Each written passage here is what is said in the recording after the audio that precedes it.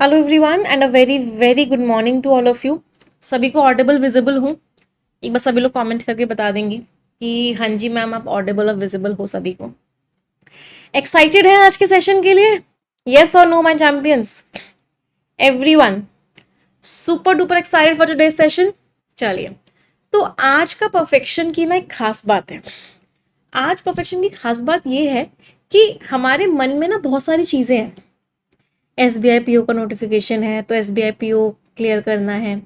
RBI assistant का सुबह सुबह आ गया तो वो भी एक बहुत बड़ा एग्ज़ाम है। IBPS PO का भी एग्ज़ाम आ ही रहा है। फिर मेंस के एग्ज़ाम्स भी हैं। तो आज की क्लास का बहुत इंपॉर्टेंस है क्योंकि आज की क्लास में इन सारे के सारे एग्जामिनेशंस में जो टॉपिक्स बार बार पूछे जाते हैं कौन कौन से आपके, एक आपका reading comprehension, parajumble, cloze test. आज हम मेन फोकस इन तीनों टॉपिक्स पे रखने वाले हैं। तो हमारा मेन फोकस आज इन तीनों टॉपिक्स पे होने वाला है। क्विज फॉर्मेट में हम आज की क्लास करेंगे। पहले मैं आप लोगों को टाइम दूंगी क्वेश्चन सॉल्व करने का, फिर मैं आप लोगों को समझाऊंगी। ठीक है, तो स्टार्ट करें। एक्साइटेड? हाउस द जोश एवरीवन? एक बार सभी लोग इस सेशन को लाइक कर देंगे, शेयर कर देंगे, मैक्सिमम स्टूडेंट्स तक पहुंचा देंगे। और अगर आप चैनल पे नए आए हैं तो इस चैनल को सब्सक्राइब जरूर कर लेंगे। स्टार्ट करते हैं छोटी सी प्रेयर के साथ। सभी लोग मेरे साथ रिपीट करेंगे। Dear God, dear universe, please help me stay focused, please help me learn and understand better, please help me stay away from all the distractions, please help me maintain a very positive attitude. 30 seconds के लिए सभी लोग अपने मन में सोचेंगे जो भी आप चाहते हैं इस जिंदगी में। Please think about it for 30 seconds.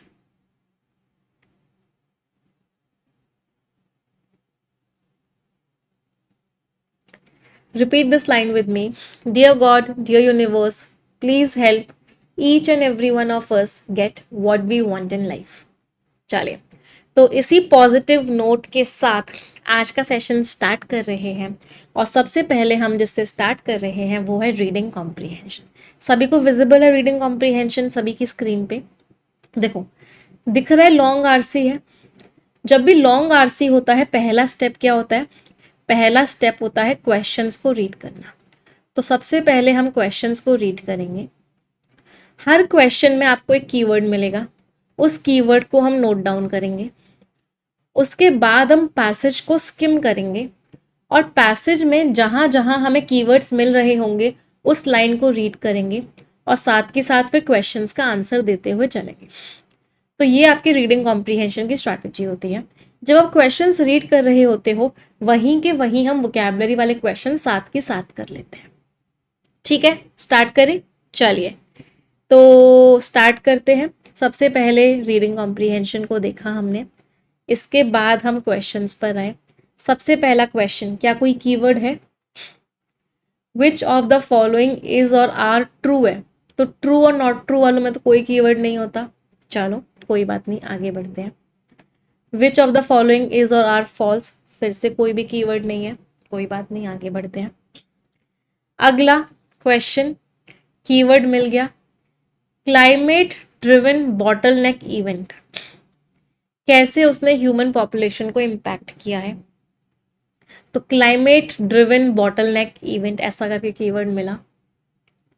अगला क्वेश्चन, अजम्पशन बताने हैं, तो कोई कीवर्ड नहीं है। अगला, इसको अरेंज करना है। इस क्वेश्चन का आंसर मुझे यहीं के यहीं बता दो।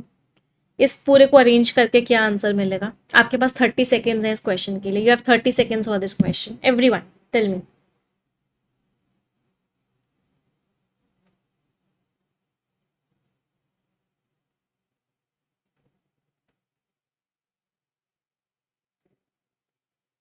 यू हैव 30 सेकेंड्स, ट्राई कीजिए।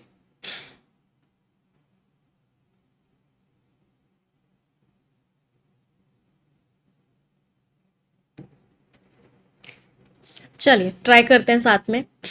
मैं बिल्कुल ऐसे अटेम्प्ट करूंगी जैसे कि मैं एक स्टूडेंट हूँ। Some basic facts of our biology, कुछ फैक्ट्स हमारी बायोलॉजी के। Those mutations can be handed down over. Mutations का मीनिंग क्या होता है? वो जो चेंजेस आए हैं डीएनए में उनको हम आगे बढ़ा सकते हैं। The studies all take advantage of the, वो एडवांटेज लेते हैं किसी चीज का। एवरी बेबी इज बॉर्न, हर बच्चा का जन्म होता है, विद डजन्स ऑफ न्यू, बहुत सारे नए नए, थाउजेंड्स और इवन मिलियंस ऑफ ईयर्स, बहुत सालों तक, genetic mutations and some of, तो हर बच्चे का जन्म होता है बहुत सारे म्यूटेशंस के साथ। तो एक पेयर जो मुझे मिला वो मिला एस और यू का, कि हर बच्चे का जन्म किस चीज के साथ होता है, बहुत सारे म्यूटेशंस के साथ होता है। एस और यू का पेयर मिला तो ये एलिमिनेट हो गया और कुछ भी एलिमिनेट नहीं हुआ। चलो, एंड सम ऑफ म्यूटेशंस के साथ होता है और उनमें से कुछ mutations, some of those mutations, उनमें से कुछ म्यूटेशंस, सम कुछ बहुत सारे म्यूटेशंस के साथ जन्म होता है और उनमें से कुछ म्यूटेशंस। इसका मतलब यू और क्यू का पेयर था, यू और क्यू का पेयर था तो ये एलिमिनेट हो गया। चलो, उनमें से कुछ म्यूटेशंस को हम हैंड डाउन कर सकते हैं, मतलब आगे भेज सकते हैं ओवर। अब ओवर एस और क्यू, यू का पेयर था, यू और क्यू का पेयर था, ओवर हैंड डाउन कर रहे हैं तो आगे की तरफ हैंड डाउन कर रहे हैं। इसका मतलब ओवर थाउजेंड्स और इवन मिलियंस ऑफ ईयर्स, बहुत सालों सालों तक उनको हम आगे बढ़ा सकते हैं। इसका मतलब क्यू और टी का भी पेयर था, क्यू और टी का भी पेयर था, तो इसमें भी नहीं था, इसमें भी नहीं था। अब इस वाले ऑप्शन को पूरा का पूरा चेक कर लेते हैं। द स्टडीज ऑल, जितनी भी सारी स्टडीज हैं वो सारी की सारी एडवांटेज लेती हैं, किस चीज़ का एडवांटेज लेती है, कुछ बेसिक फैक्ट्स का, हमारी बायोलॉजी के। वो क्या है बेसिक फैक्ट्स? फैक्ट्स ये हैं कि हर बच्चा बहुत सारे नए जेनेटिक म्यूटेशंस के साथ पैदा होता है और उनमें से कुछ म्यूटेशंस को हम आगे बहुत सारे मिलियंस ऑफ ईयर्स तक भी आगे पहुंचा सकते हैं। तो आंसर वॉज डी। समझ आया? कितने लोगों का ठीक निकला? I hope many of you. चले आगे बढ़ते हैं, नेक्स्ट क्वेश्चन पर आते हैं। इसका आंसर दीजिए। फ्रेजल वर्ब का क्वेश्चन है, सारे के सारे फ्रेजल वर्ब की मीनिंग्स पता होनी चाहिए इसके आंसर के लिए।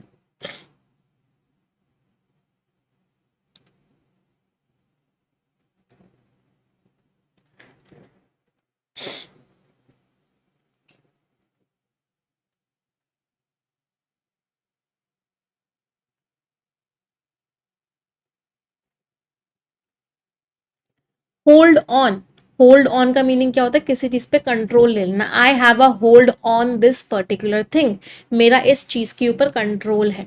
तो hold on means to have a control on someone या समथिंग, किसी चीज के ऊपर कंट्रोल होना।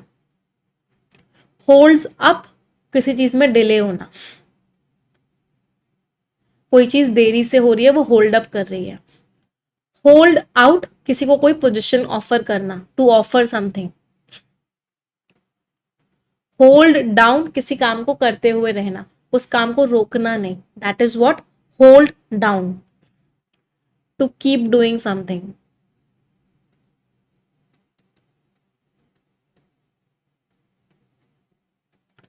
होल्ड इन, अपनी भावनाओं को मन में अंदर के अंदर रख लेना, that is hold in. Means कह सकते हैं टू सप्रेस योर इमोशंस, अपने इमोशंस को क्या करना, दबा लेना, दैट इज होल्ड इन।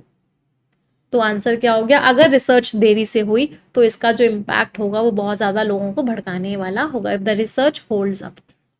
तो answer is what? Option number B. कोई दिक्कत किसी को? नेगेटिव टोन है तो रिसर्च अगर रुक गई तो क्या होगा? उसका जो इम्प्लीकेशन होगा, उसका जो इम्पैक्ट होगा वो बहुत ज्यादा लोगों को भड़काने वाला होगा। कोई परेशानी किसी को? चलो अगले क्वेश्चन पे आते हैं। रिपल का आपको सिनोनिम बताना है, आंसर बताइए क्या होगा। ये पानी है, किसी ने क्या किया, इस पानी पे एक पत्थर फेंका तो इस पानी में क्या हुआ? रिपल्स आ गए। बताओ रिपल्स का मीनिंग क्या समझ में आ रहा है? अगर कोई स्टोन किसी लार्ज लेक के मिडल में गिरता है तो जो रिपल्स होते हैं वो कुछ मिनट बाद आते हैं, तो रिपल्स का मीनिंग क्या है? जो पानी में डिस्टर्बेंस हुआ, right. Answer is disturbances. Consequence का मीनिंग क्या होता है? रिजल्ट्स। असर्शंस मीन्स जो आप स्टेटमेंट्स बोल रहे हो, एस्केलेशंस मीन्स किसी चीज को आगे बढ़ा देना। Answer was a. अगले पर आते हैं। चलो यहाँ पे हमारा रीडिंग कॉम्प्रिहेंशन खत्म हुआ। अब हम क्या करेंगे, स्किमिंग करेंगे। पहले आप लोग स्किम करेंगे, मैं आपको टाइम दूंगी, फिर उसके बाद मैं आपको स्किम करके समझाऊंगी, ठीक है। चलिए, यहाँ से लेकर यहाँ तक स्किम करना है। आपके पास 45 सेकेंड्स है। Try it everyone. सभी लोग स्किमिंग करेंगे।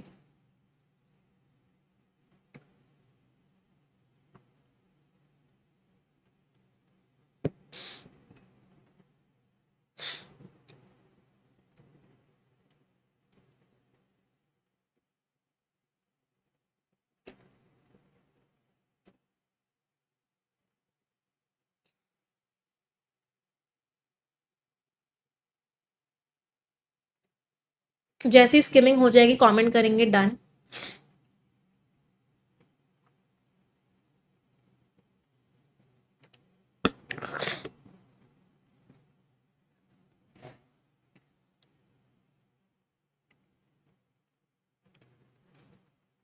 कर ली। चलो अब हम स्किमिंग करते हैं साथ में। कोई भी जगह ऐसी नहीं है जो इंसानों से बच पाई हो। हमने जंगलों को क्लियर कर दिया फार्म्स के लिए, हमने ओशियंस में प्लास्टिक डाल दी, हमने जो जेट स्ट्रीम्स थी, क्लाइमेट ऑल्टर्ड जेट स्ट्रीम्स, हमने मतलब ओशियंस में प्लास्टिक डाली, हमने जो उसकी स्ट्रीम्स थी उनको इम्पैक्ट कर दिया, मतलब हमने बहुत नुकसान पहुंचाया है इस एनवायरनमेंट को। लास्ट नवंबर दुनिया की पॉपुलेशन 8 बिलियन हो गई। ह्यूमन सब जगह हैं। साइंटिस्ट अब कहते हैं कि हमारी जो स्पीशीज है, जो इंसान है, अब वो ऐसे हो गए हैं close to never appearing at all, कि हम कभी आएंगे ही नहीं, मतलब हम बिल्कुल एक्सटिंक्शन के उस पे हैं, हम एकदम खत्म होने वाले हैं। रिसर्चर्स को एविडेंस मिला है, सबूत मिला है, जो कहता है कि इतने साल पहले जो हमारे एंसेस्टर्स थे उनमें एक पॉपुलेशन क्रैश आया था, मतलब उनकी पॉपुलेशन खत्म हो गई थी अचानक से। वो इस वजह से आया था क्योंकि क्लाइमेट में बहुत ज़्यादा चेंज आया था, और यही इसका कारण था।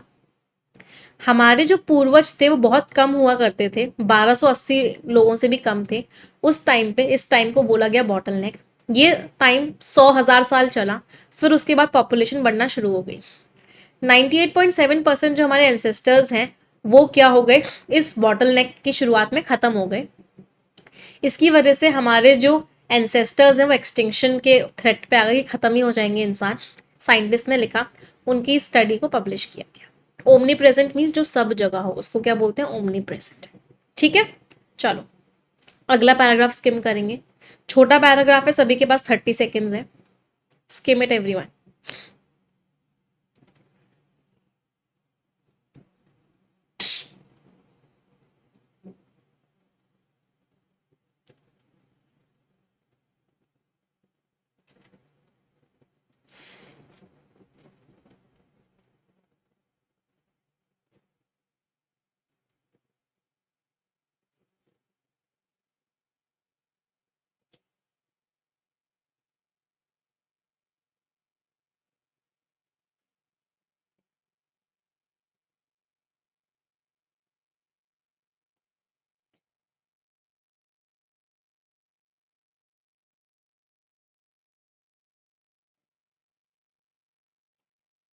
अगर रिसर्च लोगों के सामने नहीं आई, रुकी रही, तो इसका इम्प्लीकेशन बहुत नेगेटिव होगा। ये पॉसिबिलिटी को बढ़ा देगा कि अगर क्लाइमेट की वजह से दिक्कत आई तो इससे क्या होगा, ह्यूमंस जो है दो लीनियरिस में चले जाएंगे, मतलब दो उनकी पूरी पूरी लाइन आ जाएगी। एक वो जिसमें क्या बने, निएंडरथल्स बने, और दूसरे वो जो मॉडर्न ह्यूमंस बनेंगे। बट जो बाहर के एक्सपर्ट्स हैं वो कहते हैं कि वो डाउटफुल है इन मेथड्स के जो रिसर्चर्स ने यूज़ किया स्टडी के लिए। ये ऐसा लग रहा है कि उन्होंने ऐसा बोला कि वो कोशिश कर रहे हैं उस स्टोन का साइज पता लगाने की जो एक लार्ज लेक में गिरा, लेकिन सिर्फ रिपल्स ही है उनके पास जो शोर पर आई कुछ मिनट बाद। तो वो उस रिपल से, उस डिस्टर्बेंस से कोशिश कर रहे हैं ये आइडेंटिफाई करने की कि उस स्टोन का साइज क्या था। ऐसा स्टीफन स्किफल्स ने बोला। बहुत साल हो गए, अब तो डिकेड्स मीन 10 साल हो गए। साइंटिस्ट ने अब हमारी हिस्ट्री को रिकंस्ट्रक्ट किया है। उन्होंने लोगों के जीन्स को एनालाइज किया है। कुछ जो बेसिक फैक्ट्स हैं कि जब भी एक बच्चा, ये जो सारी की सारी हमारी रिसर्च है, ये जो स्टडीज़ हैं किसके ऊपर बेस्ड है कि हर बच्चे के अंदर बहुत सारे जेनेटिक म्यूटेशंस होते हैं और ये म्यूटेशंस जो होते हैं आगे बढ़ते जाते हैं, हजारों सालों साल तक ये म्यूटेशंस रहते हैं। तो इस बेसिस पे साइंटिस्ट जो है सारी की सारी हिस्ट्री को पढ़ने की कोशिश कर रहे हैं। चलिए लास्ट पैराग्राफ, बड़ा पैराग्राफ है, 45 सेकेंड्स सभी के पास। बेटा हम रीडिंग नहीं कर रहे हैं, आप ये मत सोचना कि आपको हर लाइन का मीनिंग समझ में आएगा, हर हर वर्ड का मीनिंग समझ में आएगा। रीडिंग नहीं होती है रीडिंग कॉम्प्रिहेंशन में। रीडिंग कॉम्प्रिहेंशन में हम क्या करते हैं, स्किमिंग करते हैं। चलिए स्किम कीजिए।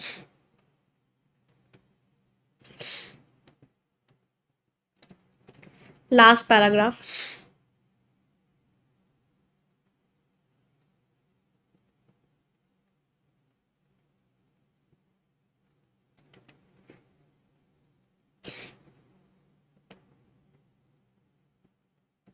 म्यूटेशन मीन्स जो चेंजेस आ रहे हैं।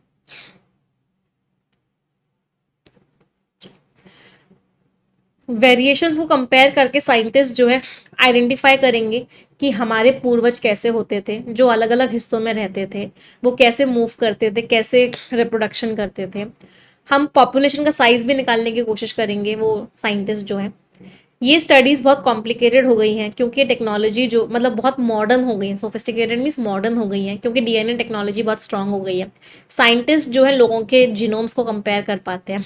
हर जीनोम में 3 बिलियन डीएनए होता है, इसको फिर आगे पास किया जाता है, इससे हिस्ट्री का रिकॉर्ड बनता है। इस हिस्ट्री को पढ़ने के लिए साइंटिस्ट अब कंप्यूटर्स का इस्तेमाल करते हैं। जो हैपिंग ली है जो कि एक रिसर्चर है, उन्होंने लगभग 10 साल बिताए हैं अपना खुद का मेथड को निकालने में। सो ये क्या था, ये पूरा का पूरा पैसेज था। चलो अब आ जाते हैं क्वेश्चंस पे। फर्स्ट क्वेश्चन, कौन कौन सा स्टेटमेंट ट्रू लग रहा है? चलिए कोशिश कीजिए, देखते हैं कितने लोगों का ठीक निकलता है answer. Which of the following is और आर ट्रू?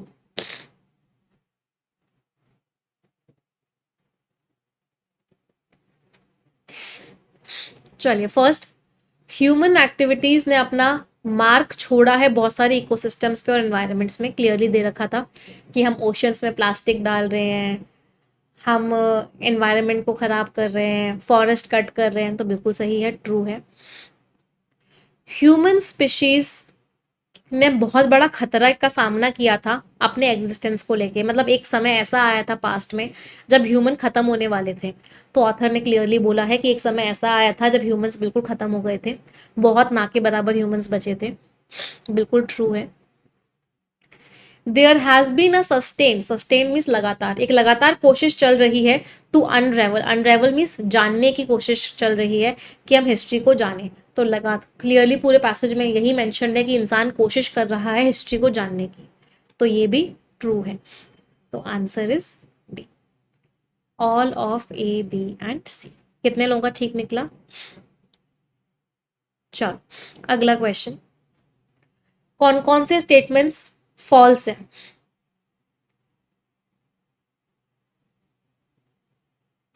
आपको बताना है कौन कौन से स्टेटमेंट्स फॉल्स हैं, ध्यान से पढ़िएगा फिर बताइएगा।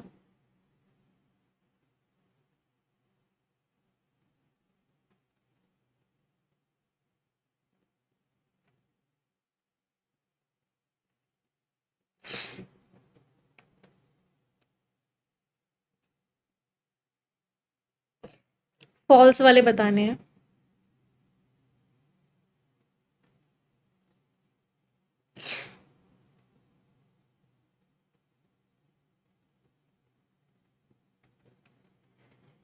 चल, populations of humans have historically moved around, वो लोग मूव हुए हैं, अलग अलग जगह पर गए हैं जिसकी वजह से मिक्सिंग हुई है, इंटरब्रीडिंग हुई है। एक जगह के लोग दूसरी जगह गए हैं, दूसरी जगह के लोग तीसरी जगह गए हैं, ऐसे क्या हुई है, ब्रीडिंग हुई है, ट्रू है।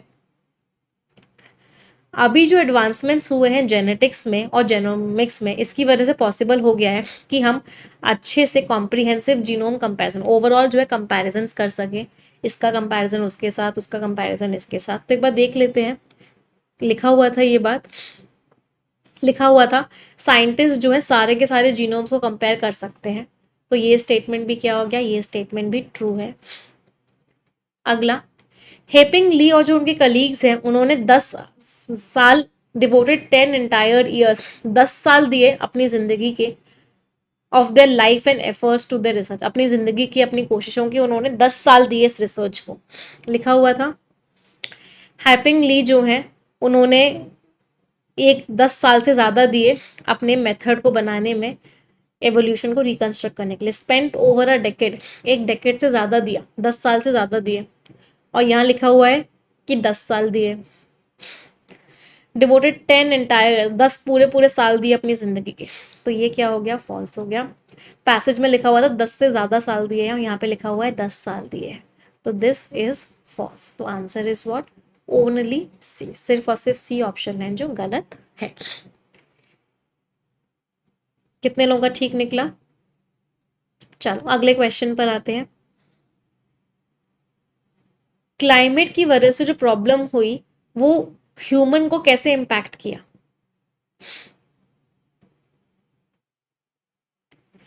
क्लाइमेट की वजह से जो प्रॉब्लम हुई, इसकी वजह से ह्यूमन कैसे इम्पैक्ट हुई? आंसर बताएंगे सभी लोग पढ़ के।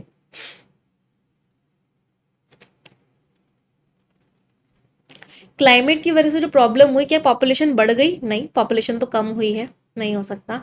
हाँ, इंसानों का एक्सटिंक्शन हो गया था, इंसान बिल्कुल खत्म होने वाले थे, सही है।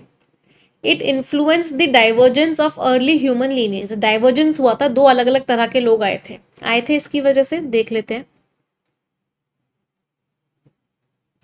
कहाँ लिखा हुआ था कि 2 अलग अलग तरह के लोग आए थे। Climate driven bottle neck helped split early humans into 2 evolutionary lineages. It raises the possibility. इस बात की पॉसिबिलिटी बढ़ जाती है।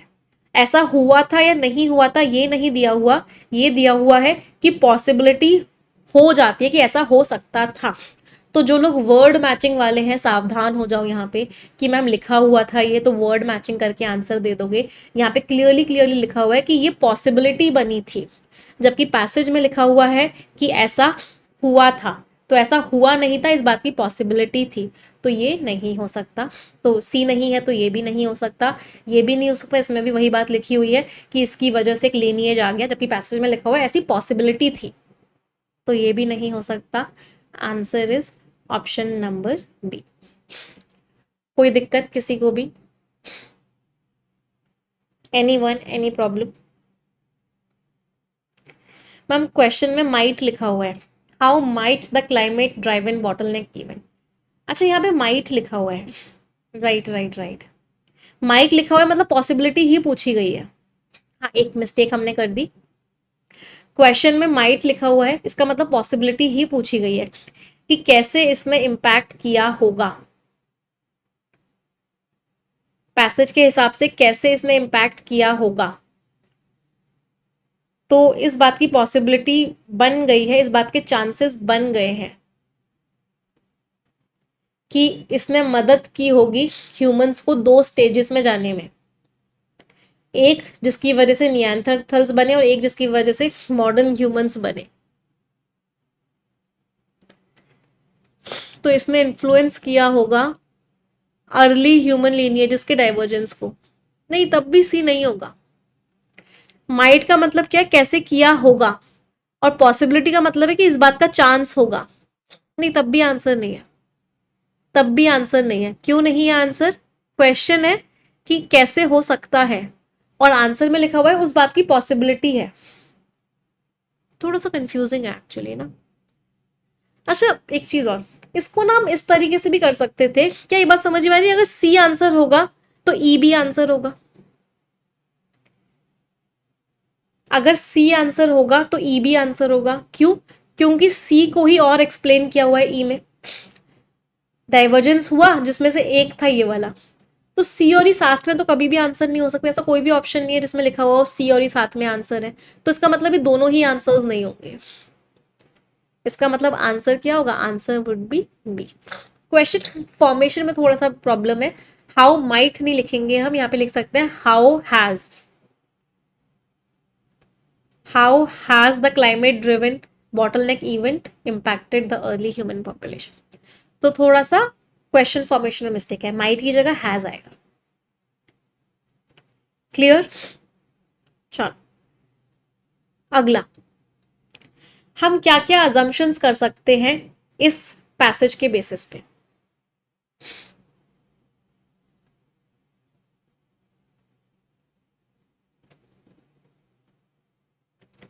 क्या क्या अजम्पशंस कर सकते हैं, पढ़िए बताइए। ये सबका ठीक होना चाहिए। अजम्पशन वाले क्वेश्चंस बहुत इंपॉर्टेंट होते हैं, एसबीआई पीओ में तो आता ही आता है अजम्पशन वाला question. Human demographics, demographics means जो हमारी रिसर्च है, स्टडी है पॉपुलेशन की, वो एक बहुत सिग्निफिकेंट अचीवमेंट पे पहुंच चुकी है, बहुत अच्छी स्टेज पे पहुंच चुकी है। ऑथर ने चीख चीख के बोला है कि हमने ये कर लिया, हमने ये कर लिया, हमने ये कर लिया। तो इसका मतलब हम अजम्पशन क्या कर सकते हैं, मतलब हमने बहुत कुछ अचीव कर लिया। चलो, there was a potential vulnerability of early human population to environmental changes. इंसान जो है कमजोर थे इन्वायरमेंट के आगे। पैसेज में लिखा हुआ था कि एनवायरनमेंट की वजह से इंसान खत्म हो गए। इसका मतलब क्या है, अजम्पशन क्या है इसके पीछे का, कि इंसान एनवायरमेंटल चेंजेस के आगे कमजोर थे। सही है। ह्यूमन जीनोम जो है एक ब्लूप्रिंट की तरह सर्व कर सकता है हमारे जेनेटिक हेरिटेज के लिए। ऑथर ने बोला है कि जीनोम को पढ़ के हम ये चीजें कर रहे हैं, इसका मतलब अजम्पशन क्या है इसके पीछे का, कि ह्यूमन जीनोम जो है एक पूरा का पूरा हमें एक पूरा का पूरा ब्लूप्रिंट दे देगा, एक पूरा का पूरा प्लान दे देगा कि किस तरीके से हमारे एंसेस्टर्स हुआ करते थे। तीनों के तीनों असम्पशंस हैं। तो answer is what, answer is option number e, all of a, b and c. कोई दिक्कत? चल, ये हमने कर ही लिया, ये हमने कर ही लिया, ये हमने कर ही लिया। Scores everyone out of 7 reading comprehension में क्या क्या स्कोर्स है। अब आ जाते हैं अगले पैटर्न पे, बट उससे पहले रिक्वेस्ट करूंगी, 5,000 बच्चे देख रहे हैं बट लाइक्स केवल 1,000 हैं, ऐसा क्यों? इफ 5,000 स्टूडेंट्स आर वॉचिंग तो 5,000 लाइक्स भी होने चाहिए। सभी को रिक्वेस्ट करूंगी एक बार सेशन को लाइक और शेयर कर देंगे तुरंत की तुरंत। चलिए अब आते हैं पैराजंबल पे।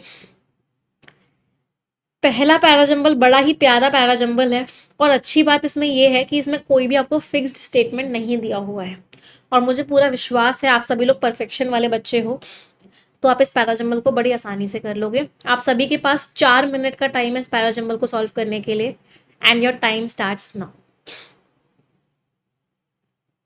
कितने स्टेटमेंट्स हैं, 3 4 5 6, सिर्फ 9 स्टेटमेंट्स का पैराजंबल है। All the best.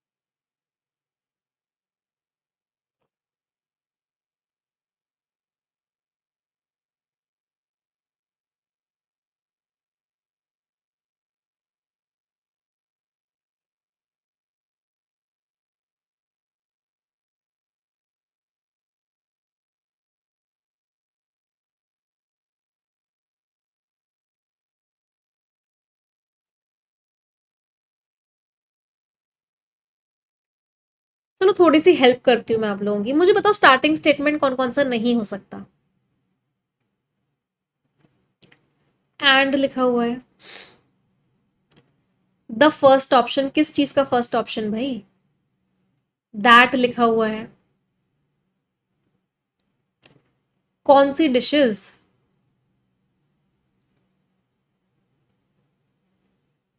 जस्ट कौन सा food? Now a year after it.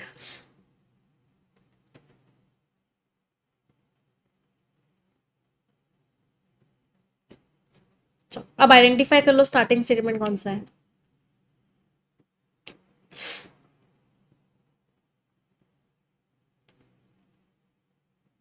Now try it everyone.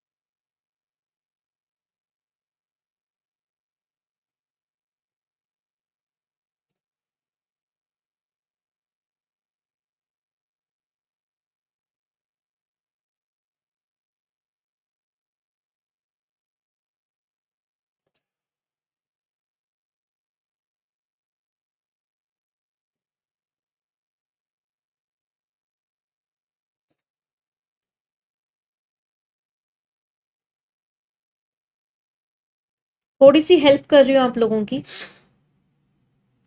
अब कोशिश करो। चलो, हिंट सभी के लिए।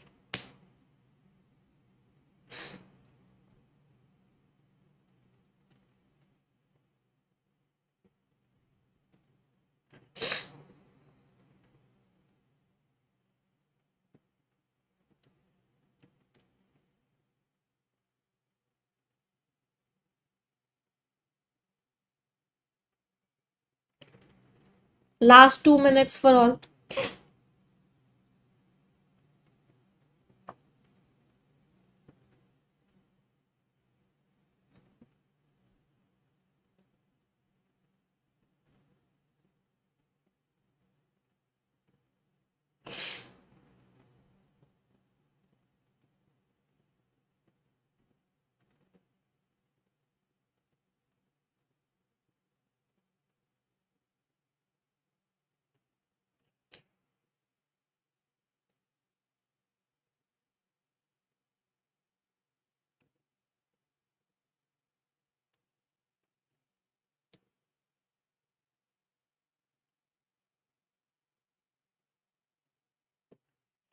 चलो ट्राई करते हैं।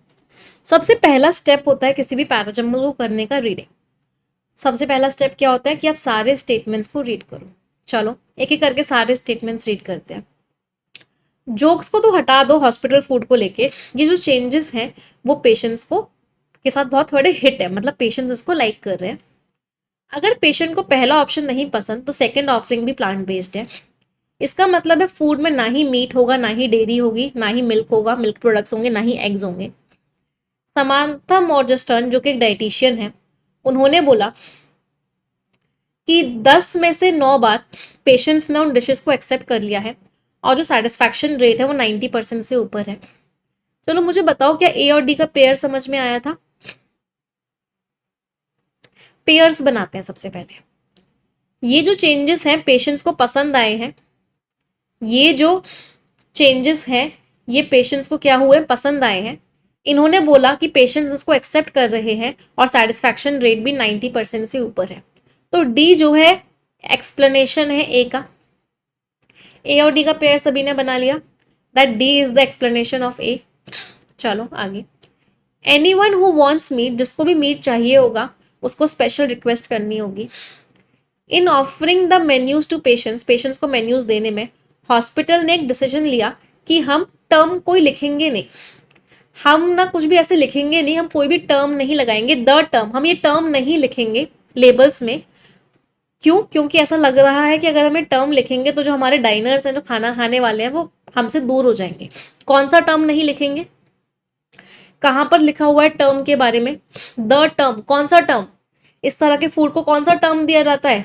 वीगन। तो वीगन नहीं बोलेंगे हम फूड को, ये वाला टर्म हम नहीं लिखेंगे। क्यों नहीं लिखेंगे? क्योंकि लोग दूर ना हो जाए। जी और एफ का पेयर बना लिया। कोई दिक्कत इस कॉम्बिनेशन में? इस फूड को वीगन मत बोलो, ये हॉस्पिटल ने सोचा कि हम ये वाला जो टर्म है, कौन सा टर्म? ये वीगन वाला जो टर्म है, इसको हम नहीं लिखेंगे। क्यों? क्योंकि डाइनर्स जो है वो दूर हो जाएंगे। चलो दूसरा पेयर भी बन गया। एनवाईसी हेल्थ प्लस हॉस्पिटल्स जो हैं, जो कंट्री का सबसे बड़ा म्यूनिसिपल हेल्थ सिस्टम है, उसने बोला है प्लांट बेस्ड फूड डिफॉल्ट हो जाएगा इन पेशेंट मील्स के लिए। कोई भी हॉस्पिटल में अगर एडमिटेड है तो उसको प्लांट बेस्ड फूड ही मिलेगा। प्लांट बेस्ड फूड का मतलब क्या होता है? किसमें एक्सप्लेन किया गया है कि प्लांट बेस्ड फूड का मतलब क्या होता है? वो एक्सप्लेन किया गया है, किसमें किया गया है? सी में। इसका मतलब है फूड में ना ही मीट होगा, ना ही डेयरी होगी, ना ही एग्स होंगे। एच और सी का पेयर बना लिया। कोई दिक्कत एच और सी के पेयर में? पेयर्स का खेल है सारा का सारा, सारा का सारा पेयर्स का खेल है। कोई दिक्कत एच और सी के पेयर में? चलो अभी पेशेंट को खाने देने की बात हो रही है, और पेशेंट को क्या दिया जा सकता है? अगर पेशेंट को ये फर्स्ट ऑप्शन नहीं पसंद हो तो एक दूसरा ऑप्शन भी दिया जा सकता है, लेकिन वो भी क्या होगा? प्लांट बेस्ड ही होगा। क्या सी और बी का पेयर क्लियर है? तो दूसरा ऑफरिंग जो होगी वो भी क्या होगी? प्लांट बेस्ड ही होगी। अभी पेशेंट को ऑफर करने की बात कर रहे हैं कि पेशेंट को हम क्या क्या ऑफर कर सकते हैं। पेशेंट को ये ऑफर होगा, ये ऑफर होगा, ये ऑफर होगा। सेकंड ऑप्शन भी प्लांट बेस्ड होगा। और क्या ऑफर कर सकते हैं पेशेंट को? अगर किसी को मीट चाहिए तो उसको स्पेशल रिक्वेस्ट करनी पड़ेगी। बी और ई का पेयर था। अगर किसी को मीट चाहिए तो उसको क्या करनी पड़ेगी? स्पेशल रिक्वेस्ट करनी पड़ेगी। तो क्या ये कॉम्बिनेशन क्लियर था सभी को? एच सी बी एंड ई। कोई दिक्कत किसी को भी एच सी बी और ई में? ये एच सी बी और ई चारों के चारों क्या बता रहे हैं कि पेशेंट को अब क्या मिलेगा हॉस्पिटल में? ये चारों के चारों बता रहे हैं कि पेशेंट को क्या मिलेगा अब हॉस्पिटल में। What will the patient get in hospital? उसको प्लांट बेस्ड फूड मिलेगा, इसका मतलब है कोई मीट नहीं मिलेगा, कोई डेयरी नहीं मिलेगा, कोई एग्स नहीं मिलेगा। अगर ये पसंद नहीं है तो दूसरा ऑप्शन भी है, अगर उसको मीट चाहिए तो वो रिक्वेस्ट कर सकता है। चलो, अब हमने दो कॉम्बिनेशंस बना लिए थे, ए डी जी और एफ। एक मेरे पास आई बचा हुआ है, आई को देख लेते हैं। 1 साल हो गया, ये सारे चेंजेस किए, दोज स्वीपिंग चेंजेस। कौन से चेंजेस? Those sweeping changes. कौन से चेंजेस? ये सारे के सारे चेंजेस। तो इसका मतलब आई कहाँ आएगा? यहाँ आएगा। एच सी बी ई के बाद क्या आएगा? आई। 1 साल हो गया उन चेंजेस के बाद, कहाँ पे चेंज किया बताया गया है? एच सी बी ई में बताया गया है। तो 1 साल हो गया उन चेंजेस के बाद, हॉस्पिटल का क्या हुआ कि इसका कार्बन एमिशन वाला जो इम्पैक्ट है वो 36% कम हो गया। एक फायदा ये हुआ पॉजिटिव टोन, दूसरा फायदा ये हुआ positive tone. Positive tone and से कनेक्टेड, इसका मतलब यहाँ पे क्या आएगा? ए और डी आएगा। ए और डी आएगा। जी और एफ के लिए कौन सी पोजीशन बची है? ये बची है। तो what is the final sequence? Final sequence क्या बना? H C B E I A D G और एफ। क्लियर सभी को? चलो, अब पैराजंबल ना ऐसे एक बार में समझ में नहीं आता, एक बार ना फ्लो चार्ट बना दे तब समझ में आएगा पैराजंबल। तो let's make the flow chart. 4 statements दिए गए थे जहां पे बताया गया था हॉस्पिटल ने क्या चेंजेस करे। 4 स्टेटमेंट्स दिए गए थे जहां पे बताया गया था हॉस्पिटल ने क्या चेंजेस करे। 4 स्टेटमेंट्स फिर से दिए गए थे जहां पे बताया गया था इन चेंजेस का पॉजिटिव इंपैक्ट क्या पड़ा। फिर एंड लगा के दूसरा पॉजिटिव इंपैक्ट बताया गया था। फिर यहाँ पे दिया हुआ था पेशेंट्स के साथ हिट हुआ, पेशेंट्स को हिट मतलब पेशेंट्स के साथ बहुत हिट था, मतलब बहुत अच्छा रिस्पॉन्स आया, उस रिस्पॉन्स का डेटा बताया गया था कि क्या फायदा हुआ। क्या इतना सभी को क्लियर था? कौन कौन से 4 चेंजेस करे हॉस्पिटल ने अपनी डाइट में? तो पहला चेंज जो किया वो ये किया, पहला पेयर जो बना था इसमें एच और सी का बना था। किससे बनाया था ये पेयर? हमने दैट वर्ड से। प्लांट बेस्ड फूड मिलेगा, इसका मतलब है कोई डेयरी नहीं मिलेगा, कोई एग्स नहीं मिलेंगे, कोई मिल्क नहीं मिलेगा। अगला पेयर जो हमने बनाया था सी और बी का, वो किसकी वजह से बनाया था कि अगर फर्स्ट ऑप्शन नहीं पसंद आ रहा तो सेकंड ऑप्शन ले लो, वो भी प्लांट बेस्ड है। उसके बाद अगर इनमें से कुछ भी नहीं पसंद आ रहा और अगर मीट ही चाहिए तो रिक्वेस्ट कर दो। अगर इनमें से कुछ भी नहीं पसंद आ रहा और मीट ही चाहिए तो क्या करो? रिक्वेस्ट कर दो। तो एच सी बी ई में सिर्फ और सिर्फ फूड के बारे में बात हो रही थी कि हॉस्पिटल ने क्या क्या चेंजेस किए हैं और पेशेंट्स को क्या क्या खाने को मिलेगा। क्या एच सी बी ई सभी को क्लियर था? Was it clear to everyone? चलो, अब इसके बाद क्या था? इन सारे के सारे चेंजेस का पॉजिटिव इंपैक्ट क्या आया? पहला पॉजिटिव इंपैक्ट आया कि कार्बन फुटप्रिंट कम हो गया। मतलब कार्बन फुटप्रिंट कम हो गया का मतलब क्या है? कार्बन डाइऑक्साइड जो रिलीज होती है वो कम हो। दूसरा पॉजिटिव इंपैक्ट एंड लगा के क्या आया कि पेशेंट्स को ये बहुत पसंद आया। पेशेंट्स को बहुत पसंद आया, उस बात का डेटा दिया हुआ था कि पेशेंट्स को पसंद आया, इतने सारे पेशेंट्स ने उसको एक्सेप्ट कर लिया। इसका मतलब क्या सीक्वेंस बना? आई ए और डी। कोई परेशानी इसमें? अब एक पेयर हमने जी और एफ बना रखा था, ये पूरा सीक्वेंस था, इसका मतलब जी और एफ के लिए आखिरी पोजीशन यही बची थी। जी में लिखा हुआ था कि इसको वीगन मत बोलो, और यहाँ पे लिखा हुआ था ये टर्म हॉस्पिटल ने इसलिए नहीं लिखा। क्यों नहीं लिखा? क्योंकि वो अपने लोगों को दूर नहीं करना चाहता था। तो जी और एफ लास्ट में आया। तो what is the final sequence? Final sequence बना H C B E I A D G और एफ। क्लियर सभी को? एवरीवन? क्वेश्चंस देख लेते हैं, इसके बाद एक और पैराजंबल दे रही हूँ, फिर से टाइम दे रही हूँ, कोशिश करना सबका सही निकले। फोर्थ और सेवेंथ स्टेटमेंट क्या हो गया, ई और डी। फर्स्ट और लास्ट स्टेटमेंट क्या हो गया, एच और एफ। सेकेंड और एथ स्टेटमेंट क्या हो गया, सेकेंड ये हो गया, एथ हो गया जी, दैट मीन्स सी और जी। एंटी पेनल्टीमेट का मीनिंग होता है थर्ड लास्ट, तो एंटी पेनल्टीमेट स्टेटमेंट कौन सा हो गया बेटा, डी। और seventh statement from the right hand of the correct rearrangement, मतलब राइट हैंड की तरफ से मुझे सेवेंथ स्टेटमेंट लेना है। First, second, third, fourth, fifth, sixth, seventh, seventh statement कौन सा हो गया, बी, है ना। Seventh statement is B. अगला था मीडियन सेंटेंस कौन सा हो गया, मिडल वाला सेंटेंस कौन सा हो गया, 1 2 3 4 5, आई।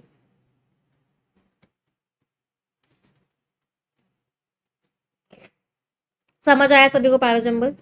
देखो अभी बहुत डिफिकल्ट लगेगा जिन लोगों की परफेक्शन की क्लासेस अभी एकदम नई नई है, बिल्कुल अभी अभी परफेक्शन ज्वाइन किया है, अभी लगेगा कि बहुत कुछ डिफिकल्ट चल रहा है। लेकिन इंग्लिश को पढ़ने का तरीका यही होता है, एप्लीकेशन। जितना देखोगे, जितना पढ़ोगे, जितना परफेक्शन लेवल के क्वेश्चन सॉल्व करोगे, उतना ईजी लगने लग जाएगा। So don't worry at all, बस रेगुलरिटी मेंटेन रखो और परफेक्शन आपको बहुत ईजी लगेगा। चलिए आगे बढ़ते हैं, अगले पैराजंबल पे आते हैं। अगला पैराजंबल थोड़े से कम सेंटेंसेस का है, तो मैं एक्सपेक्ट कर रही हूँ कि आप सभी लोग मुझे सही आंसर देंगे। यस, चलो 4 मिनट का टाइम है फिर से सभी के पास, और सेंटेंसेस सिर्फ 5 ही है, and your time starts now. All the best everyone.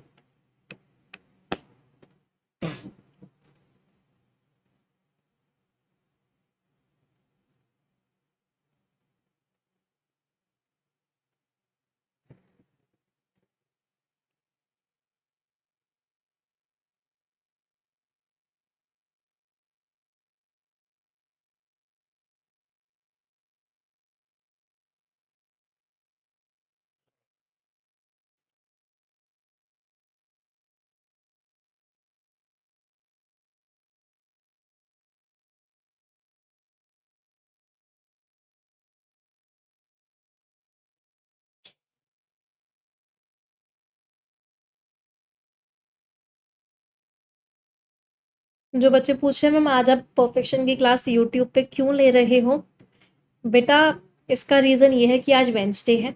Wednesday को अगर आप लोगों को याद होगा तो परफेक्शन की फ्री क्लास होती थी। क्योंकि अब मैं नई क्लासेस नहीं क्रिएट कर सकती प्लेटफॉर्म पे, वहाँ पे जो क्लासेस ऑलरेडी क्रिएटेड है मुझे सिर्फ वही कंप्लीट करनी है। इस वजह से आज की क्लास मिस ना हो किसी की, इसलिए मैंने इसको यहाँ पे क्रिएट कर दिया कि यहाँ पे क्लास हो जाए। चलो अब इसका आंसर देंगे सभी लोग।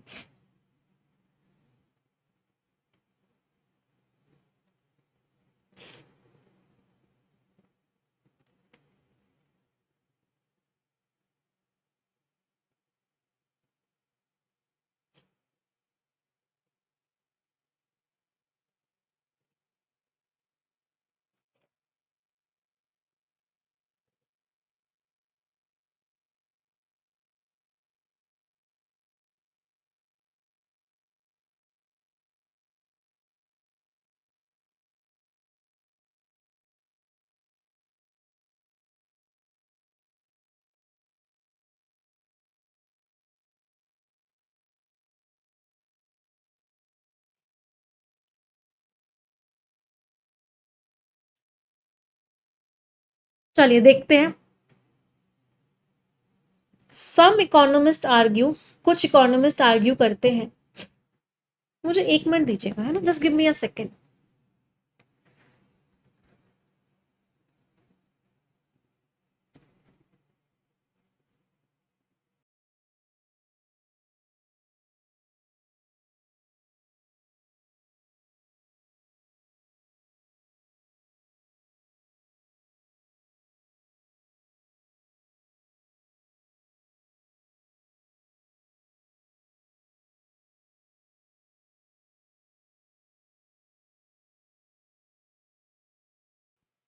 M I audible now?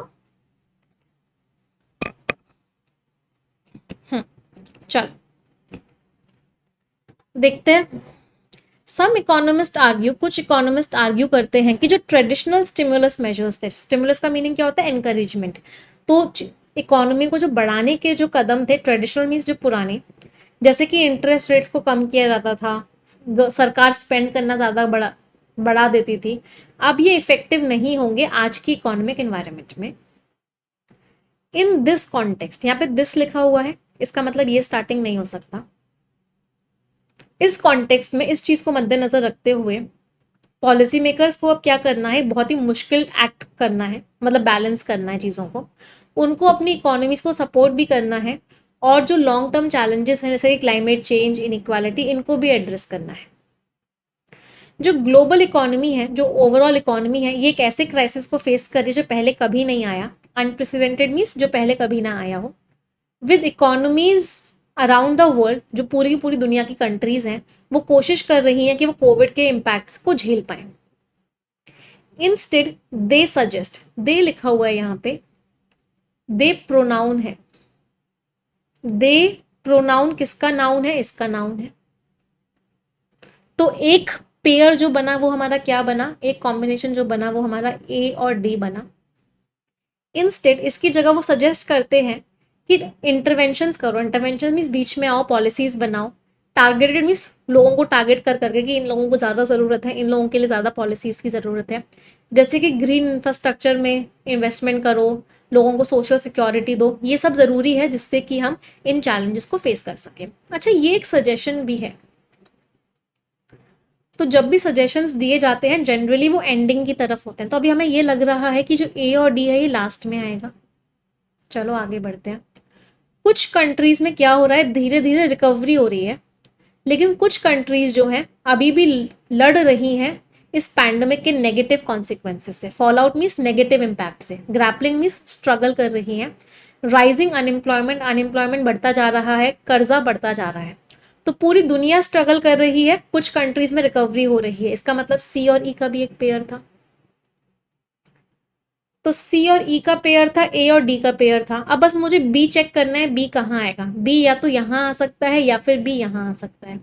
B को हमने देख लिया, बी स्टार्टिंग तो नहीं हो सकता, इसका मतलब बी यहाँ नहीं आ सकता, तो इसका मतलब बी कहाँ आएगा, यहाँ आएगा। तो what is the final sequence, final sequence क्या बना, final sequence is C E B A and D. कोई परेशानी किसी को, एनी वन, एनी प्रॉब्लम? एक बार फ्लो चार्ट से समझ लेते हैं, फ्लो चार्ट से और आसानी से समझ में आएगा। दुनिया की बात की, दुनिया के अंदर कंट्रीज की बात करी, जनरल बात पहले, पर्टिकुलर बात उसके बाद में। ए में नाउन लिखा इकोनॉमिस्ट्स, डी में उसका प्रोनाउन लिखा दे, इसका मतलब ए और डी का पेयर था, सी और ई का पेयर था, ए और डी का पेयर था, डी में सजेशन दिया हुआ था, इसका मतलब डी लास्ट स्टेटमेंट था। अब बी के पास दो पोजीशंस बची थी, या तो बी यहाँ पर आता या फिर बी यहाँ आता, बी यहाँ नहीं आ सकता, क्यों, क्योंकि बी में दिस लिखा हुआ था, इसका मतलब ये स्टार्टिंग नहीं हो सकता, इसका मतलब बी कहाँ आया, यहाँ आया, तो फाइनल सीक्वेंस क्या हो गया, c E B A and b. Last पे क्यों नहीं होगा, बी को पढ़ते हैं। इस कॉन्टेक्स्ट में पॉलिसी मेकर्स को एक बहुत मुश्किल काम करना है, उनको ये भी करना है, उनको ये भी करना है। टास्क क्या करना है, what task to be done, और उस काम को कैसे करना है। तो पहले बताओगे क्या करना है, फिर ही तो बताओगे कैसे करना है, इसका मतलब बी जो है ए और डी से पहले आएगा। क्लियर सभी को? तो थर्ड स्टेटमेंट हो गया बी, फर्स्ट स्टेटमेंट हो गया सी, combination of two alternate statements, तो C, which of the following combination is the combination of two alternate statements after the correct rearrangement? sequence क्या था, C E B A और D, C E E A नहीं हो सकता, D A नहीं हो सकता, E D नहीं हो सकता, B A, इसमें एक्चुअली दो आंसर है, ऑप्शन में टाइपिंग की मिस्टेक है, C E B सीक्वेंस सही है, B A B सीक्वेंस सही है। अगला था फिफ्थ स्टेटमेंट, क्या हो गया, C E B A D, fifth statement is D। Penultimate होता है सेकेंड लास्ट, एंटी पेनल्टीमेट होता है थर्ड लास्ट, तो क्या था, c E B, A and d, second last हो गया ए, थर्ड लास्ट हो गया बी, तो ए एंड बी। क्लियर सभी को? चलो अब हम अगला क्या करेंगे, हमने रीडिंग कॉम्प्रीहेंशन कर लिया बेटा, हमने पैराजंबल कर लिया, अब हम क्या करेंगे, एक छोटा सा क्लोज टेस्ट करेंगे। क्लोज टेस्ट के बाद अगर टाइम बचा तो हम एक रीडिंग कॉम्प्रीहेंशन और करेंगे और फिर हम कुछ मिक्स्ड पैटर्न के क्वेश्चंस करेंगे, देखते हैं, टाइम के ऊपर डिपेंड करता है। तो आ जाते हैं पहले क्लोज टेस्ट पे, पहले क्लोज टेस्ट करते हैं, फिर अगर टाइम बचेगा तो ये आरसी भी करेंगे।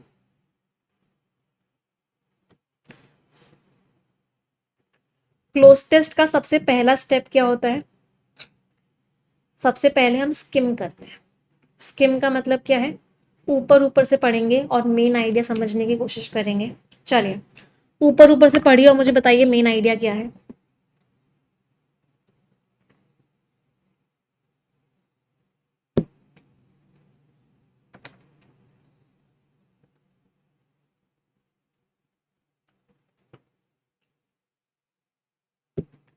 पूरी इकोनॉमी चैलेंजेस का फेस कर रही है, जो ये कोविड फैला है इसकी वजह से बहुत दिक्कतें हुई हैं, इकोनॉमीज बहुत बुरी तरीके से हिट हुई हैं, अनएम्प्लॉयमेंट बढ़ रहा है, सरकार ने बहुत सारे कदम इंट्रोड्यूस किए हैं, लेकिन इनका क्या इम्पैक्ट रहेगा ये अनसर्टेन है।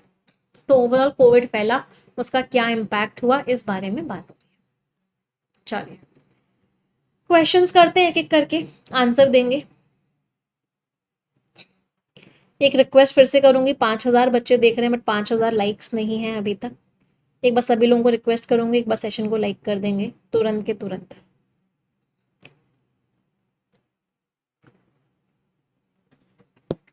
जो आउटब्रेक है इसने बहुत सारी दिक्कतों को क्रिएट किया है ग्लोबल सप्लाई चेन में, और गुड्स एंड सर्विसेज क्या डिमांड में प्रॉब्लम नहीं आई है, सप्लाई चेन में प्रॉब्लम आई है। सप्लाई चेन का मतलब क्या होता है, डिस्ट्रीब्यूशन।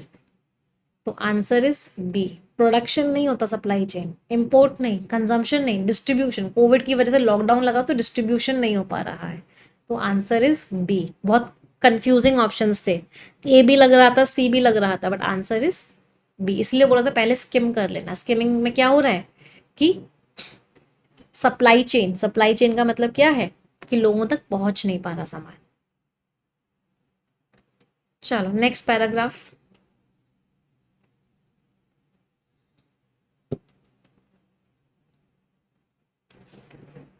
पूरी दुनिया भर में इकोनॉमीज के ऊपर बहुत नेगेटिव इम्पैक्ट पड़ा है। बिजनेसेस क्या हो रहे हैं, बिजनेसेस बूम कर रहे हैं, इंक्रीज हो रहे हैं। बूमिंग मीन्स प्रॉस्पर करना, पॉजिटिव है। थ्राइव का मीनिंग होता है ग्रो करना, ये भी पॉजिटिव है, इसको टोन से कर सकते हैं। इमर्जिंग मीन्स बाहर आ रहे हैं, एक्सपैंड मीन्स बढ़ रहे हैं, सारे के सारे पॉजिटिव है। जबकि टोन कैसी आएगी, नेगेटिव आएगी, बिजनेसेस कोलैप्स कर रहे हैं, खत्म होते जा रहे हैं। Answer is C, unemployment rates तेजी से बढ़ रहे हैं। नेक्स्ट,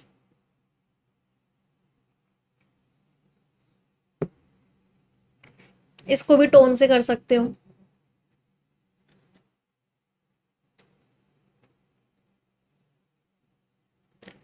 सरकार ने बहुत सारे कदमों को इंट्रोड्यूस किया है, इकोनॉमिक इम्पैक्ट को क्या करना है, पैंडेमिक के इकोनॉमिक इम्पैक्ट को खत्म करना है, पैंडेमिक के इम्पैक्ट को खत्म करना है। हिंडर का मीनिंग तो स्टॉप होता है, स्टॉप नहीं हो करना, स्टॉप का तो मीनिंग होता है रोकना है, नहीं। मिटिगेट, मिटिगेट मीन्स रिड्यूस करना है। इंटेंसिफाई मीन्स बढ़ाना है, इंक्रीज करना है।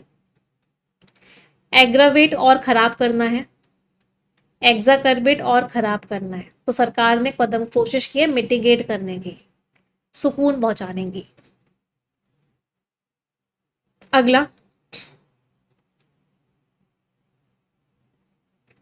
सरकार ने क्या किया है, लोगों को पैसा दिया है, इंटरेस्ट रेट्स कम किए हैं, और टैक्स क्या दिया है, आंसर बताएंगे। टैक्स बढ़ाएगी सरकार, टैक्स तो नहीं बढ़ाएगी ऐसे टाइम पे, टैक्स सरचार्ज तो नहीं लेगी, tax credit, tax credit means एक तरीके से एक्स्ट्रा दे देना, लोन पे दे देना, नहीं। टैक्स कट, हाँ अब सरकार क्या करेगी, टैक्स कट या टैक्स एग्जेम्पशन। कोविड के टाइम पे अब दोनों ही लग रहे हैं, टैक्स कट भी लग रहा है, टैक्स एग्जेम्पशन भी लग रहा है। टैक्स कट का मीनिंग हो गया कि टैक्स को रिड्यूस कर दिया, एग्जेम्पशन, अब इन दोनों कंपेयर करें तो exemption is a better word. हाँ, टैक्स एग्जेम्पशन दे दिया, टैक्स की छूट दे दी कि आप इस दौरान कोई भी टैक्स पे मत करो। टैक्स कट्स का मतलब है 5% से 2% कर दिया, 8% से 4% कर दिया, इसको बोलते हैं टैक्स कट। तो टैक्स स्ट्रक्चर ऐसे बीच में चेंज नहीं हो सकता, टैक्स एग्जेम्पशन दिया है, छूट दी है टैक्स पे। तो आंसर इस सी कि अभी मत टैक्स पे करो, आगे इसकी अकाउंटिंग हो जाएगी। कोई परेशानी? वैसे अगर सी ऑप्शन नहीं होता तो ए भी आंसर हो सकता था, ए और सी दोनों आंसर्स थे, लेकिन क्वेश्चन क्या था, बेस्ट कौन सा वर्ड फिट करता है। तो इंग्लिश में ऐसा बहुत बार होता है कि दो ऑप्शंस आपको आंसर्स लग रहे होते हैं कि ये आंसर भी हो सकता है, ये आंसर भी हो सकता है। उस केस में हम किसको आंसर मार्क करते हैं, उस केस में हम उसको आंसर मार्क करते हैं जो बेस्ट हमें फिट लग रहा होता है, बेस्ट फिट होता है, मोस्ट अप्रोप्रिएट होता है। चलो नेक्स्ट।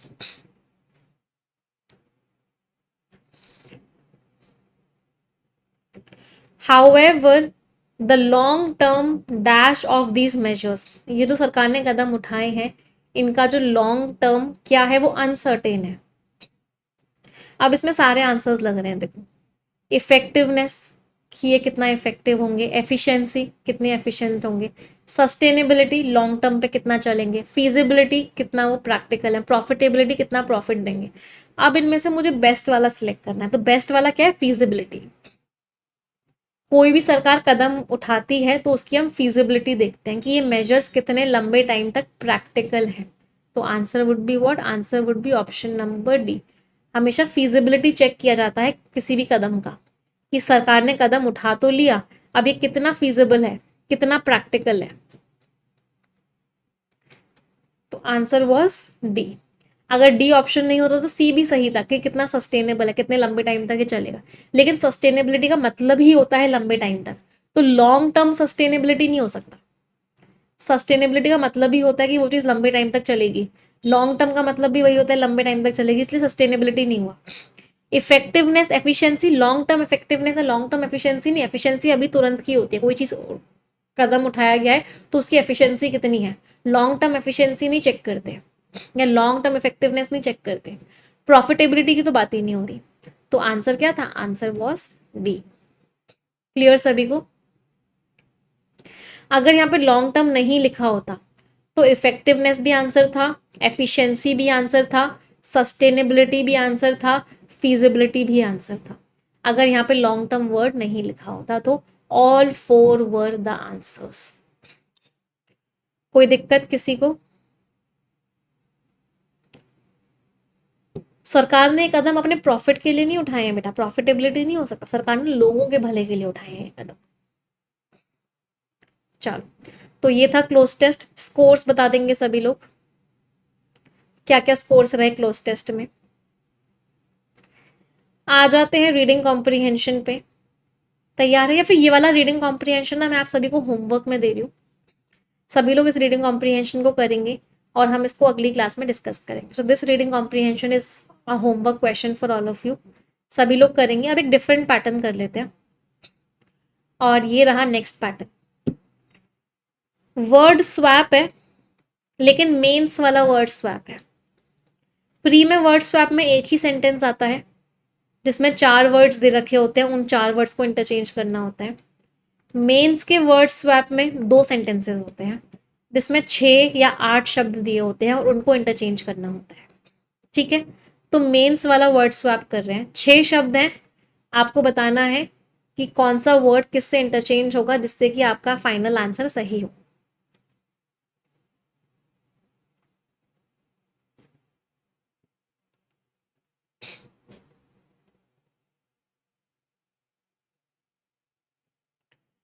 कोशिश करना, डोंट वरी, इसका पीडीएफ मैं आपको दे दूंगी टेलीग्राम चैनल पे, इंग्लिश विद निमिषा बंसल पे आपको पीडीएफ मिल जाएगा, डोंट वरी एट ऑल। अभी यहाँ पे फोकस करो।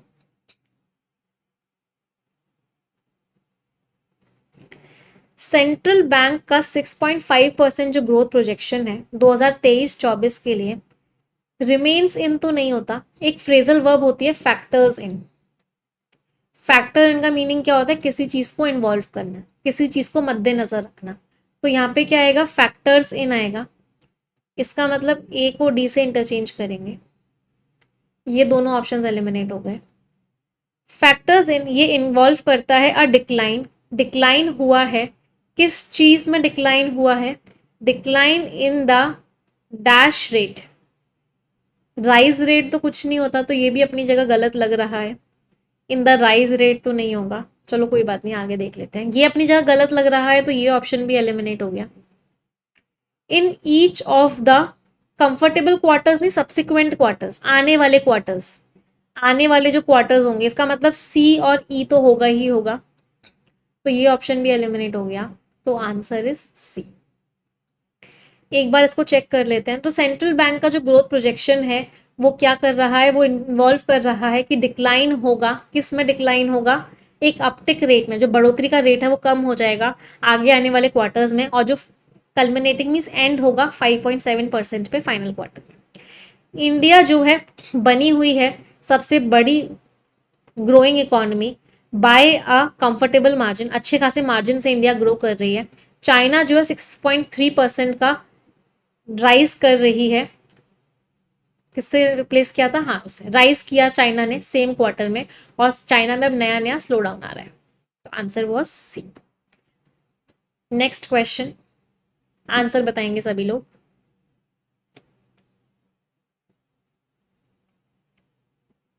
ये सबका सही निकलना चाहिए। फैक्टर्स इनका मीनिंग होता है किसी चीज को इन्वॉल्व करना, किसी चीज को इंक्लूड करना।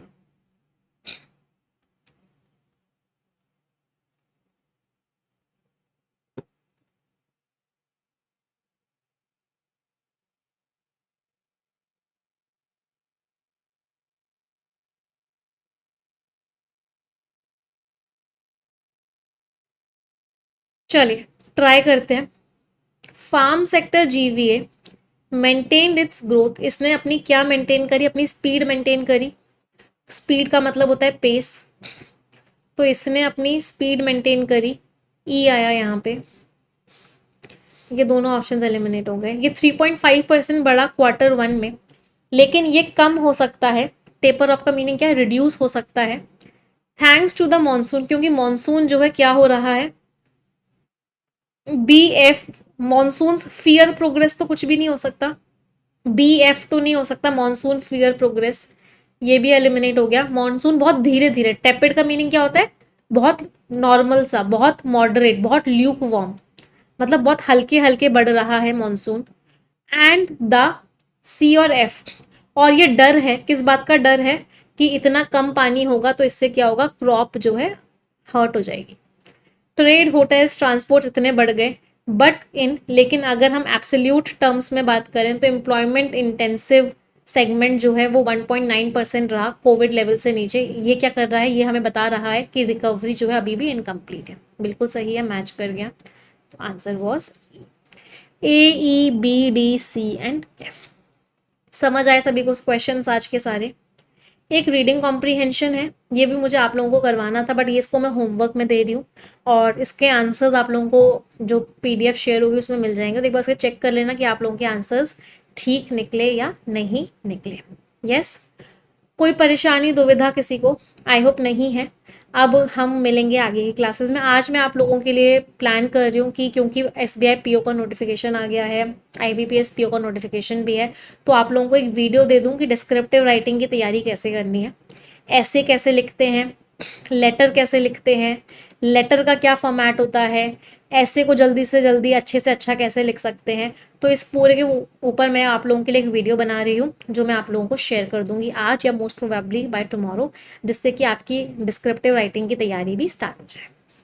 ठीक है, आई होप परफेक्शन से जो आपकी उम्मीदें हैं वो पूरी हो रही हैं, आप लोगों को परफेक्शन बात समझ में आ रहा है, क्लासेस हो रही हैं। अब मैं आप लोगों को बता भी देती हूँ कि बहुत सारे बच्चों के मन में बहुत कन्फ्यूजन है, बहुत डाउट है। तो बेटा देखो, परफेक्शन की क्लास इस यूट्यूब चैनल पे वेंसडे को होगी, फ्री क्लास जो होगी वो अभी वेंसडे को होगी इस यूट्यूब चैनल पे, बाकी आपकी बाकी क्लासेस इस चैनल पे चलती ही रहेंगी। ठीक है, एरोडिक्शन की क्लास एक दिन के गैप में होगी, जैसे कल हुई थी, तो अब एरोडिक्शन की क्लास अब नेक्स्ट डे कल होगी। एक बहुत सारे बच्चों की एक डिमांड थी, जो मैंने आपको कुछ टाइम पहले भी बताया था, आप लोगों को याद होगा, कि एक हम बुक निकाल रहे हैं जहाँ पे पैरा जंबल के हर तरह के क्वेश्चंस, रीडिंग कॉम्प्रिहेंशन के तीनों लेवल के क्वेश्चंस, क्लोज टेस्ट के तीनों लेवल के क्वेश्चंस, वो सारे के सारे क्वेश्चंस हो, क्योंकि आप लोगों को प्रैक्टिस करने के लिए अभी तक कुछ भी नहीं मिलता है कि कहाँ से प्रैक्टिस करें। तो एक आप लोगों की बुक निकल रही है जिसमें हर तरह के क्वेश्चंस हैं। आप लोगों से मैंने उस बुक का नाम भी पूछा था, एक बच्चे ने मुझे नाम सजेस्ट किया था जो कि मुझे बहुत अच्छा लगा। आप लोग भी मुझे कमेंट में बताना कि ये नाम कैसा है। नाम था इंग्लिश ग्रंथ फॉर कॉम्पिटिटिव एग्जाम्स। तो एक बार मुझे कमेंट में बता देना कि ये नाम आपको कैसा लग रहा है, इंग्लिश ग्रंथ। और अगर आपको और कोई नाम भी अच्छा लग रहा है वो भी मुझे बता देना, क्योंकि अभी नाम की एकदम फाइनल स्टेज चल रही है। आप लोगों के सजेशंस बहुत अच्छे होते हैं, तो सजेस्ट ज़रूर करना। एक होमवर्क क्वेश्चन भी दे रही हूँ, जो लोग इस होमवर्क क्वेश्चन का सही आंसर देंगे उनको हमारी तरफ से जो success no more an illusion book है, जो बताती है कि किस तरीके से आपको डिस्ट्रैक्शन से दूर रहना है, फोकस करना है, वो बुक सभी को मिलेगी। उन लोगों को मिलेगी जिनका आंसर सही होगा, जिनका नाम सिलेक्ट किया जाएगा। होमवर्क क्वेश्चन आपका ये है कि आपको इस वर्ड का मीनिंग बताना है, और जो वर्ड है वो है टेपिड।